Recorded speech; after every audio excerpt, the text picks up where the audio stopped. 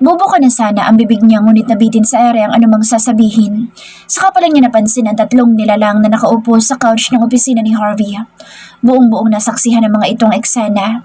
Isa na roon si Megan. Lahat ng pansin ng mga ito'y nakatutok sa kanya. Parang napapasong napalayo siya sa katawan ni Harvey at nakatungong humingi ng paumanhin. I'm so sorry. Napaatras siya at bago pa man siya lunurin ng kahiyan, ay mabilis ang mga hakbang na lumabas siya ng silid na iyon. Nakakahiya ka, Janine. Wala ka na talagang ginawang tama. Ang tanga mo. Ang tanga-tanga mo. You must have hurt so badly. Hindi napigilang haplusin ni Harvey ang pisngi ni Janine matapos hawiin ang ilang hibla ng buhok na tumabing sa mukha nitong nakasubsob sa unan. Sa gilid ng mga mata nito'y may nanunuyong mga luha. Naikuyom niya ang mga kamao. May bumangong awa at galit sa puso niya. Looking down on her, naalala niya ang Janine na nagmakaawa habang hinahabol si Von. He was there when it happened. Pinuntahan niya sana ang dalaga para magpasama kay Sheila. His heart ached upon seeing her teary eyes. Na mga oras na iyon sa hindi niya malamang dahilan ay bumangon ang hangaring pawiin ng anumang hinanakit nito. Hindi ka dapat sinasaktan ng kahit na sino. Ang swerte ni Von at iniiyakan ito ng dalaga. Naiinggit siya. God knows how envious he was. Von, bakit? Tila may matalim na bagay na tumusok sa kanyang puso sa narinig. Like his heart was thrilled a million times. Bakit? Wala siyang konkretong kasagutan. Basta't iisang alam niya. Ayaw niyang marinig na sinasambit ng mga labi nito ang pangalan na lalaki iyon. I promise, mula sa araw na ito, ay tuluyan ang mabubura ang lalaking iyon sa sistema mo. Kung paano gagawin, hindi niya pa alam. Isang masuyong halik sa noong ginawad niya sa babae at tuluyan nang lumabas ng silid nito at may tinawagan. Get me everything about Von Merano. Maikli lang ang naging pag-uusap na iyon at nang matapos ay tahimik niyan tinitigan ng babae at umusal ng pangako sa sarili. Hindi ka naluluha ng ganyan, Janine. No one will ever hurt you again. Nalimpungatan si Janine sa tila paglundo ng kanyang kama. Bakit ba pakiramdam niya ay may kasama siya sa higaan? Dahan-dahan niyang iminulat ang kanyang mata. Liwanag na nagbumula sa labas ng bintana na lumulusot sa manipis na kurtina ang unang tumambad sa kanya. Pero bakit tila may naririnig siyang paghinga sa kanyang likuran? Pumihit siya, only to find out na hindi nga siya nag-iisa. Bigla ang pagsukal ng kaba sa kanyang dibdib. Harvey? Automatikong babangon sana siya nang maagap siyang pigilan na lalaki. Stay. Napatingin siya sa kamay nito na pumipigil sa kanyang braso. Saka sa matitiim na mga mata ni Harvey. Tila may magnetong humahatak sa kanya para bumalik sa dating pwesto. Ngayon ay magkaharap na sila ni Harvey sa isa't isa habang kapwa nakatagilid ng higa. Galit kaya ito? Nadagdagan na naman ang kasalanan niya rito. How are you feeling right now? Okay. Nahihiya siya sa kapangahasang nagawa kahapon. Yung kahapon, sorry ha. Hindi ko sinasadya. Promise, hindi ko na ulit gagawin yun. Para siyang kuting na naghihintay na mapagalitan ng leon pero wala siyang mababakas na galit sa mga mata nito. Pagkos ay may kakaibang kislap doon. Kung ano man ang kislap na iyon hindi niya mawari. Hindi ka dapat nasasaktan ng ganoon, Janine. You're too perfect to be hurt by anyone, including me. Napalunok siya ng dantayan ng palad ni Harvey ang mukha niya. Dapat ay nag-iwas siya pero hindi niya ginawa. She is staring back at Harvey. She soaked herself with the warmth of his caress na nais niyang bumikit kaya lang ay maagap niyang pinigil. Ayoko nakikitang umiiyak ka. In ways I couldn't fathom. Ako mas unang nasasaktan. Naglakbay ang mga daliri nito sa gilid ng kanyang mga mata. Hinayaan niya. Gusto niya. Gustong-gusto ng puso niya ang iniuukol na atensyon ng lalaki. The storm settled on her eyes. Tinuyo nito ang gilid ng kanyang mga mata. Naluluha na pala siya ng hindi namamalayan. But this time, tuwa ang dahilan ng mga luha. Harvey's presence and attention just filled her heart with indescribable joy. Ginagap nito ang palad niyang nakapatong sa ibabaw ng kama sa gitna nilang dalawa at dinala sa bibig nito. Her heart melted when he gently kissed the back of her hand. The moment na inalok kita magpakasal, kasama doon ang pangakong aalagaan kita, Janine. For as long as we could. Habang magkasama tayo sa iisang bubong ay hindi kita dapat nahayaang nahihirapang mag-isa. I'm sorry that I made you feel so alone. I'm sorry for pushing you away. Pero pinapangako ko, Janine, starting today, I will treat you even better hanggang sa tuluyang malusaw ang hinanakit dyan sa puso mo. Kaligayahan. Yun lang ang dapat na maramdaman mo sa feeling ko, Janine. After all, you are Mrs. Harvey San Martin. You are my queen. Mas bumalong ang luha niya sa narinig. Hindi lang alam ni Harvey kung gaano nito pinasasaya ang puso niya. Ang mga binitawan nitong salita, mas mabigat pa sa kung anumang wedding vows na maaaring ipangako sa harap ng dambana. Harvey naman, iniiyak mo ako lalo. Angil niya na sumisinghot. No more tears, Janine. I promise. Binitawan nito ang kamay niya at tumayo ito mula sa pagkakahiga. Without leaving his eyes on her, ay naglakad ito patungo sa gilid niya. Munti ka na siyang mapatili ng parang bulak siyang buhatin ni Harvey mula sa kama. Anong ginagawa mo? Napapaso siyang titigan ng mga mata nito. Naasawar siya sa ayos nila. Nako-conscious siya na baka masangsang ang hininga niya. Ang gulo-gulo pa ng buhok niya. Fulfilling a promise? Ibaba mo na lang ako. Just relax. Wala siyang nagawa pa nang nagsimula na itong humakbang. Just relax, Janine. Entitled ka rin namang makaramdam ng Reyna kagaya ng sabi ni Harvey. And so, she relaxed herself. Idinikit niya ang mukha sa dibdib nito. Parang musika na humalaw sa kapayapaan ng umaga ang naririnig niyang pintig ng puso ni Harvey. Sana, ako na lang tinitibok ng puso mo. Napatingala siya sa pangahang mukha ni Harvey. He is not just beautiful outside, mas nagniningning ang kalooban nito. Kaya naman ay hindi naiiwasang mas mapamahal pa ito ng gusto sa kanya. But no matter how she adored this man, kailangan niyang sarilinin. Am I really that good looking? Ha? Gumuhit ang pilyong ngiti nito sa labi nito. Malayo ito sa Harvey na nanggagalaitin noon sa labas ng hotel. Here. Maingat siyang iniupo ni Harvey sa bangko. Pagkatapos ay tahimik na itong kumuha ng apron at naghalungkat na maaaring lutuin sa ref. Ako na kaya? Halata namang wala itong alam sa kusina. Ako na. This is me, taking care of you. Parang hinaplos ang puso niya sa sinabi nito. Sana nga lagi na lang ganito. Ilang saglit lang ay nakontento na siyang panoorin ito hanggang sa pinagsaluhan nila ang agahan. Oops, sorry for this. Sunog ang sunny side up egg na niluto nito at pati ang toast ay nangingitim din. Well, I guess the bread still looks perfect. Perfectly burnt. Jokingly he said. Gaano man kapait ang niluto nito para sa kanya ay masarap pa rin ang mga iyon. But most of all, mas nangingibabaw sa anumang masarap na lasa ay ang tamis na hatid sa kanyang puso ng ginagawang ito ni Harvey. Alam niya sa mula sa araw na ito ay mas magiging maganda ang mabubuong pagtitinginan sa pagitan nila ni Harvey. At ipagpapasalamat niya na naging kakampi at kaibigan nito.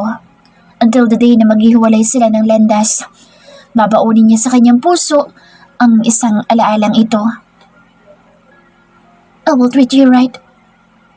Matapat na tinupad ni Harvey ang pangako sa kanya. Harvey paid special attention to her. Extra pa nga kung tutuusin. Mas naging open sila sa isa't isa. Mas naging matatag. Mas naging pulido ang nabuong pagkakaibigan. With Harvey, she felt like herself again. Sa paglao ng mga araw, hindi maitatatuwa na mas lumalim din ang damdamin niya para rito. Given na iyon sa napakakomplikadong formula ng lihim na pag-ibig niya. But all her feelings were kept within the innermost part of her heart. Para iyong isang sakit na walang lunas. But if loving Harvey is a disease, then she'd gladly embrace all its symptoms without looking for antidote or healing. Okay na siya. Masaya na siya. At least, she lived her dream of being wife. Momentarily. Ate, pwede na ba akong umalis? Oo, magpatid ka na kay Mang Boyet ha. At kapag natapos na kayo sa school project ninyo, tumawag ka kay Mang Boyet para masundo ka kaagad. Pero kung alanganin ka talaga, bukas ka na lang umuwi. Yung spare key mo, huwag mong kakalimutan. Tutungo sa bahay ng kaklase si Nina. Tsaka dalhin mo na itong baon mo. Dinamihan ko na iyan para sa mga kaibigan mo. Si ate talaga sobrang bait. Parang hindi amo. Dapat lang no, baka mami bawiin ka ng nanay mo sa amin. Nang mawala si Nina ay ang paghahanda sa dining naman ang pinagtuunan niya ng pansin. Masasarap na pagkain ang inihain niya. Napangiti siya. Feeding Harvey is by far her biggest fulfillment. Minutes later, nasa bahay na si Harvey. Hi! Patag na upo si Harvey sa sofa sa sala. Mukha itong pagod na pagod mula sa opisina. Patapos na ang third quarter. Kaliwat ka ng board meetings, groundbreaking ceremony sa bagong building na pag-aari ng pamilya at kung ano-anong conferences ang umuubos ng oras at enerhiya nito. Nilapitan niya ito at binati. Hi! Bahagya lang ito nagmulat at ngumiti sa kanya. Mukhang pagod na pagod nga at panay pa ang paghilot nito sa sentido. May masakit ba sa'yo? Just a slight headache. Nothing serious, Janine. Pumikit itong muli. Gamot, gusto mo? Umiling ito. Just water, please. Muli siyang pumanhik sa kusina at nagsali ng tubig sa high glass. Inubos nito ang laman ng baso at inilapag sa mesita. Nayaga ito pagkatapos. Una ng armrest ng malapad na couch, samantalang nakapatong naman sa kabilang dulo ang kaliwang binti. Nakaapak naman sa carpet ang kanan. Gusto mo ba ng massage? Bahagya lang ito nagdilat. Can you? Kung gusto mo lang naman. I think I badly need one. Kinuha niya ang liniment na nakatago sa medicine kit. Naghugas ng kamay at pumosisyon sa ulo ng bahagi ni Harvey na ngayon ay nakasandal na sa armrest ng couch. Sinimulan niyang magpahid ng liniment sa palad at hinilot ang noo ni Harvey sa mismong temple nito. That's good, Janine. So good. Ang galing mo. Nakakatuwa ang reaksyon ni Harvey. Ilang hagod pa lang pero mukhang may nagagawa siyang tama. Ako yata ang pinakapaborito ng TLE teacher kong si Miss Gakula dati sa cosmetology. Pagdating sa massage nga lang. Kasama namin itong pinag-aralan. Really? Bagyang nakadilat ang isang mata nito na tumingala sa kanya. Buti na lang magaling ako dito. Kasi sablay talaga ako sa makeup at nail arts. Kaya halos bumagsak ako lalo na at ayoko magpakilay. Mula sa sentido ni Harvey ay bumaba ang mga daliri niya sa jawline nito at muling pahagod na iniakyat sa sentido. Pakit naman sa anit. Marahan na naging pagsabunot niya sa buhok nito. Nakatutulong daw iyon sa sirkulasyon ng dugo at ilang ulit niya iyong ginawa. That's nice. Napaungol na naman ito. Hindi niya tuloy maiwasang panayuan ng mga balahibo sa bawat pag-ungol nito. Ewan niya pero yun ang epekto sa kanya. Napatunghay siya sa mukha nito. Mula sa posisyon niya ay buong-buo niyang napagmamasdan na nakapikit na si Harvey. Hanggang sa napako ang mga mata niya sa nakaawang na mga labi nito. The stroking of her fingers was put on a halt.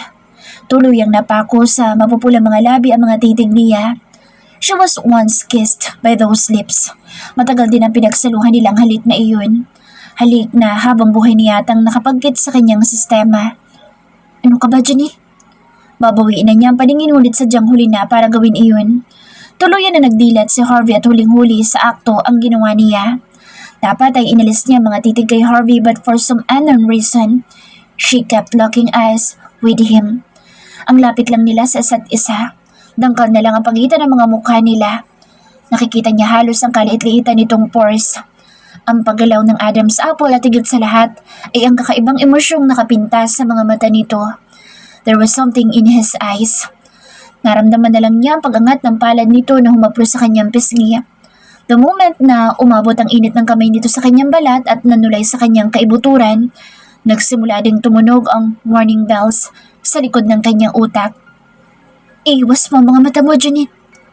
But the magnetism of Harvey's gazes rendered her motionless. Ang malamig na hangin dumadampi sa balat niya ay napalitan ng nag-aapoy na ihip at tumutupok, nagliliyab. Almost December, yet it felt like summer.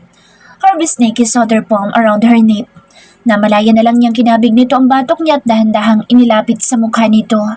Just an inch, ganoon na lang ang distansya sa pagitan ng mga mukha nila ngayon. Janine. Paus ang boses nito, almost like begging. Hindi niya nakuhang tumugon. Janine, utak. Utak ang pairalin. Pero tila umigpaw ang utak niya mula sa kinalalagyan nito. Wala siyang ibang ginawa kundi ang magpatianod. Ang dibdib niya ay pinamamahayan ng antisipasyon. Nang hindi mawaring kaba. Umaalon iyon, hindi niya masawata. Hanggang sa tuluyan naglapat ang mga labi nila. Hindi gumagalaw ang mga labi ni Harvey sa ilalim niya. Tila nanunukat lang. Ramdam niya sa balat ang mainit at mabango nitong hininga. Nakaliliyo, nakakatupok, na ang tanging nagawa niya ay ang pumikit at maghintay sa susunod na kaganapan. Nang walang makitang pagtutol sa panig niya ay tuluyan ng gumalaw ang mga labi ni Harvey. Humagod at dinampian ang pang-ibaba niyang labi. It was a gentle brushing of his lips, yet it set her body on fire. Nakuha pa niyang ikulong sa dalawang palad ang mukha ni Harvey, signaling for him not to stop. Oh God. Too weak to resist temptation. Gumalaw na rin ang bibig niya. Ginaya ang paraan ng mga hagod ni Harvey sa kanya. And so, their kisses deepen. Ang halik na sa simula ay banayad at dampilang ay naging malalim at mapang-angkin. Lahat ng sulok ng kanyang bibig ay dinaman ni Harvey. Dinampi-dampian, marahang tila kinagat-kagat. At ang tunog ng pagsasalpukan ng mga labi nila ay mas nakadagdag ng init sa kanya. It ignited sensations foreign to her being. He even traced her lips with his tongue like he was sweetly licking some candies. Nakakapugto ng hininga ang bawat pananalasa nito. Nakababaliw. Kapwa nila habol ang kanilang paghinga ng pansamantalang pakawalan ni Harvey ang mga labi niya. Harvey looked at her intently, brushing her lips with his thumb. He said, "Tell me, it's wrong." "This is so wrong, but it feels so dumb right." Napipipi ang rason, nagsusumigaw ang utos ng damdamin at pagnanasa. "Tell me to stop bago ko makagawa ng pagkakamali sa'yo." Halos paanas na nitong turan. Gusto ba niyang tuldukan ang nakakadalang tagpong ito? Makikinig ba siya sa sinisigaw ng utak o ng ibinubulong ng puso? She was at war. A war she knew she couldn't win. And when she saw that fire in his eyes again, she droned in this speed of sensual desire. "Tell me to stop bago ko makagawa ng pagkakamali sa'yo." Warning. Binibigyan siya ni Harvey ng pagkakataong umatras. Nang walang pagtutol mula sa kanya, tuluyan ng humulagpos ang pagtitimpi ni Harvey. He cursed under his breath. Bumangon ito mula sa pagkakahiga at nilapitan siya. Malapit lang ang pagitan nilang dalawa. Dalawang hakbang lang, ngunit bakit tila napakabagal ng lahat. Tila tumigil sa pag-inog ang mundo niya at ang tanging naririnig niya ay ang marahas na pagtibok ng kanyang puso. Harvey stepped towards her without breaking their eye contact. Nang tuluyang nakalapit ay ilang segundo pa niya itong tiningala. There was something in his eyes and some kind of fire. It was desire and lust, kagaya ng umaalipin sa kanya ngayon. "Janine." That should have indicated his last warning. Shit. Naramdaman na lang niyang umangat ang katawan niya sa upuan. Kinarga siya ni Harvey sa matitipon ng mga bisig nito. The next thing she knew, lumapat ang likod niya sa malambot na sofa. Pumaibabaw si Harvey sa kanya. Itinukod ang magkabilang bisig sa tagiliran niya. His huge frame blanketed her petite frame. Dapat ay natatakot siya sa posibleng kahihinatnan ng pagpapaubaya niyang ito, pero mas nananaig ang antisipasyon sa kanyang puso. Mas nagsusumidhi ang tawag ng kapusukan. "I am giving you a chance to say no, Janine, because right now, all I am thinking is taking you wholeheartedly." Tuwid siyang tinunghaya ng matitiim na mga mata nito. In her right frame of mind, dapat siyang tumanggi. However, Harvey was an infinite force that enveloped her whole being. He rendered her desiring for something so intangible she couldn't name. Natuklasan na lang niya umangat, ang kamay niya tinapos ang pangahang mukha nito at marahang hinagod ang mapupula nito mga labi sa pamamagitan ng hintuturo. Tuluyang napugto ang gahiblang pagtitimpi ni Harvey. He cupped her face, iniangat ang baba niya at muli nitong sinakop ang kanyang bibig. Mapusok, mapaghanap na may kasamang tila pag-ungol. Harvey bit her lower lip, making her open her mouth, giving way for his soft, hot tongue to enter her mouth. Naliliyo siya sa paraan ng halik na ginawad ni Harvey. Nakakawala ng ulirat ang paggalugad ng bibig niya. Tila ayaw tantanan sa paglalakbay ang lahat ng dakong marating nito. She felt so heated that she responded with the same fervor. Natagpuan niyang kahit si Harvey ay napapaungol sa pagtumbas niya ng intensidad ng mga halik. Matagal ang naging halikan nila. Huminto lang kapag sasagap ng hangin. God, inaalipin na siya ng kamunduhan. Silang dalawa ni Harvey na napuno ng mga halinghing ang kabahayan. Ang eskandalosong tunog ng mga halik nito na hinaluan ng impit na mga daing. Musikang nangingibabaw sa katahimikan ng gabi. Matinding kirot ang naging gantimpala niya sa unang pagpapaubaya. Napaigik siya ng malakas. Napapikit siya daan upang maglandas ang namuong luha sa gilid ng kanyang mga mata. Matit niyang hindi pa sagad na nakapasok ang kahindigan nito. Janine? Napilitan siyang nagdilat. May bahid ng concern ng mga titing na sumalubong sa kanya. Tila hindi ito makapaniwala sa natuklasan. You're a virgin? Kasalanan ba magkaroon ng buong puri? Ayaw mo ba na berhen? Nakuha niyang itanong sa kabila ng kirot at hiya. No! Maagap nitong sagot. Saka siya masuyong hinagkan sa noo at tinuyo ang mga luha niya sa pamamagitan ng bibig nito. You just don't know how happy you made me, babe. Babe, nakakangilo sa pakiramdam ang ginamit nitong endearment o sadyang nilalasing siya para buong makuha ang kanya. Isa pang halik ang iginawad ni Harvey sa mga labi niya. Pinapayapa siya. Now, let me take you to heaven. Magkahina ang mga labing muling umarangkada sa Harvey. Singing their names in one final thrust and heaven exploded in her eyes. Tila may mga makukulay na paru-paro sa paligid. Flowers were everyone. Rainbow was beaming. Ramdam niya estranghero at mainit na bagay na pumupuno sa kanyang sinapupunan. He felt all his loads inside of her. Hinihingal sila kapwa, niyakap pa rin ang pawisan at nanlalagkit ng mga katawan. Paano kung... Lumipad sa utak niya ang alalahanin nang inilibing ni Harvey ang mukha sa leeg niya at bumulong. That was great. God, paano kung... Janine? In a hoarse voice, he called her name. I want more. More of you, Janine. Nagising si Janine na may kakaiba sa katawan niya. Kahit ang kinagis ng silid kinaumagahan ay naging estranghero din. Kulay itim na lampshade nakapatong sa bedside table, katabi ang cellphone na sigurado siyang hindi kanya at isang panlalaking relos. Napapikit siya ng mariin na lumiwanag sa kanyang utak ang kinaroroonan. Nasa silid siya ni Harvey, nakahiga sa mismong kama nito. Hubot-ubad pa rin siya sa ilalim ng comforter. Nanlalagkit ang pakiramdam niya, lalo na sa kanyang hita at tila may naninikit na estrangherong amoy sa kanyang balat. It's the smell of sex. I want more of you, Janine. Matapos siyang angkinin ni Harvey sa sala kagabi ay binuhat pa siya nito paakyat ng silid nito. Saksi ang 4 na sulok ng silid na ito kung paano siya nagpaubaya sa lalaki. She had finally become a woman in his arms. Hindi lang minsan siyang nagpagapi sa kapusukan. Paano ba kaya niya pakikiharapan ngayon ang lalaki? Siya pa man din ang nagsabing walang sex na mamamagitan sa kanila. Nakakahiya. Kay dali niyang bumigay. Sa bawat hirit ni Harvey, wala siya ni katiting na pagtutol. I know you're already awake. Napakapit siya ng matindi sa kumot na nakatabing sa kanyang katawan. Kagat niyang pang ibabang labi. Nasa mismong tabi niya sa Harvey. Bahagya pang ang lumundo ang kama, tanda na gumalaw ito. Hey! Parang nagsisitayuan na naman ang kanyang mga balahibo sa sandaling dumantay ang mainit na palad nito sa braso niya. Bahagya siyang napakislot. Good morning. Heto na naman. Pinapatay na naman siya sa malambing at tila paos nitong boses. Yung tila ng aakit. Umagang-umagay nagiinit na naman ang mukha mo.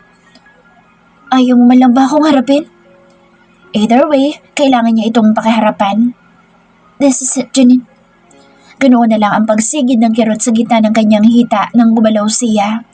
Gusto niyang itago ang mukha, but there's also this need to look Harvey in the eyes. Ilang sandali munang nagtama ang mga titig nila. None of them ever wanted to speak. Nasisiguro niya na pareho sila ni Harvey na niraragasan ng maraming isipin.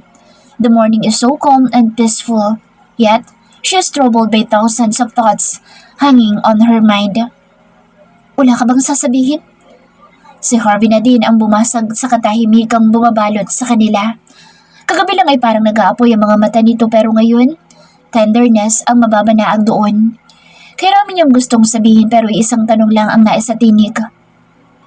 Harvey, binali natin ang kasunduan. Nagsisisi ka ba? Walang anumang pagsisisi o pag-aalinlangan. Ipinagkaloob niya hindi lang ang katawan kundi ang puso na rin. Mahal niya ito. Hindi. Ngumiti si Harvey, ngiting tila nakahinga ng maluwag. Neither. Nanggagapi nito ang palad niya at kintala ng halik ay hinayaan niya lang ito. May suyo ang halik nito at tila sinasamyo ang amoy ng kanyang balat. Janine, why did you remain so pure? Tuwid sa mga matang tanong nito. Hawak pa rin ang kanyang kamay at hinahaplos-haplos. Ngumiti siya ng mapait. I was saving myself for one. Old-fashioned ako eh. Gusto ko, sa magiging asawa ko lang ibibigay ang sarili ko. After the wedding, of course. Too bad hindi nangyari yun. Sa'yo ko isunuko ang lahat. Mataman siya nitong tanitigan. Asawa mo naman ako, di ba? Hindi mo man ako mahal, but you never failed at fulfilling that promise. Mahal kita. Gusto niya itong salungatin pero mas tamang sarilinin niya ang nararamdaman. Wala namang katumbas iyon sa panig ni Harvey. What they had was pure sex. At least, sa parte nito. I am so glad na sa akin mo sinuko ang lahat-lahat sa'yo. Gumapang ang mamasa-masang bibig ni Harvey sa kanyang knuckles, patungo sa kanyang palapulusuhan. Nakikiliti siya nang dumantay ang stubbles dito sa kanyang balat. Hinangad niyang tumutol ngunit hinayaan pa niyang maabot ng bibig nito ang kanyang balikat. He gently bit her skin. Parang bulkang sumaboy din ang init sa kanyang katawan sa ginawa nito. Harvey, sa nakikitang apoy sa mga mata nito, it would be impossible to stop him. Without ending his kisses, he looked right through her eyes. Those lustful eyes, full of inflaming desire. Gusto kong ulitin ang lahat na nangyari kagabi, Janine, pero hindi kita pipilitin.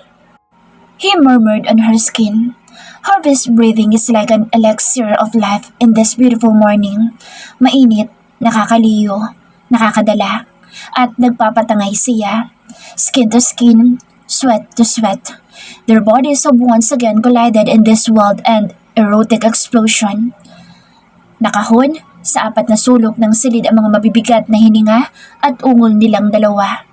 Alam niya, simula nung unang beses na pag-angkin ni Harvey sa katawan niya, magiging alipin na siya ng kaligayahan at kamunduhang kaya nitong buhayin sa katawan niya. She will be his prey until the day that this make-believe fantasy will turn into reality. Kinagabihan na excited si Janine na hintayin si Harvey. Kapansin-pansin din ang kakaiba niyang sigla habang inihahanda ang hapunan. Ano man ang gawin niya, nakapagkit lagi ang matamis niyang ngiti. She was beyond delighted pero ang excitement niya ay napalitan ng bahagyang hinampo na sinarili niya lang. Para saan ito? Maangsing napatingin sa boteng laman ng maliit na bolseta ng mercury drug na iniabot sa kanya ni Harvey nang magkaharap na sila. Alam na niya kung para saan pero ang tanga lang na itinanong pa niya. Double jeopardy, double kill. Ganoon ang pakiwari niya. We have to take precautionary measures. We can never be too sure. Every day, you have to take those pills. Lumundo ang pakiramdam niya sa marmol na sahig. Contraceptive, birth control. Naninigurado si Harvey na hindi siya mabubuntis. Walang binhing sisibol sa sinapupunan niya. It's hard for a child to come along. Pagkatwiran din naman ito, kaya lang hindi niya maiwasang mapingasan ang damdamin. Napangiti siya ng mapait. So, ano yun? Fubo lang siya ni Harvey?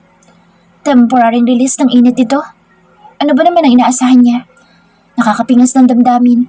Nakakainsulto pero wala siyang lakas na sabihin. Tango ang naging tugon niya. Sige, ihanda ko lang ang dining. Iniwan niya ito. Mabilis ang naging paghakbang niya. Gusto niya itago ang disappointment. Pagkarating sa kusina kung saan siya kukuha ng dining implements, ay ilang sandali muna siyang tahimik na nakahawak sa gilid ng counter at tumungo. Ate, okay ka lang? Sinikap niyang huwag malaglag ang nangingilid ng mga luha. Oo naman. She fake a smile as if everything was sweet and colorful. Kabaligtaran ng pait sa puso niya. Hinamig niya ang sarili. Piniyap ang damdamin at pilit na nilangkapan ng sigla ang mukha.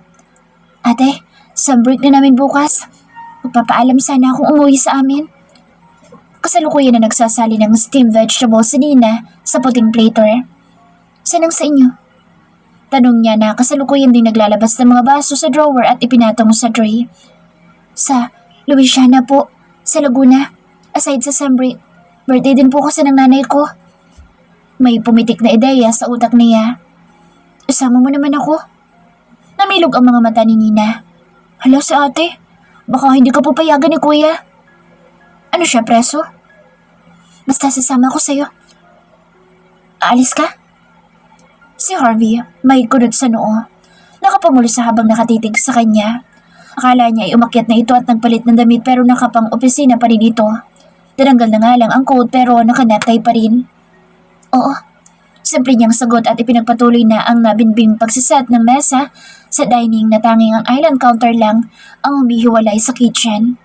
Hindi man mag-angat ng tingin pero ramdam niya ang mga titig nitong bumabaon sa kanyang mukha. Uupo ka na. Hindi pa rin niya ito tinitingnan habang nagsasandok ng pagkain sa pinggan nito. Kumain ka na rin, Nins. Mamaya na ako, ate. Mag-iimpake lang po muna ako. Sige po, ate, kuya.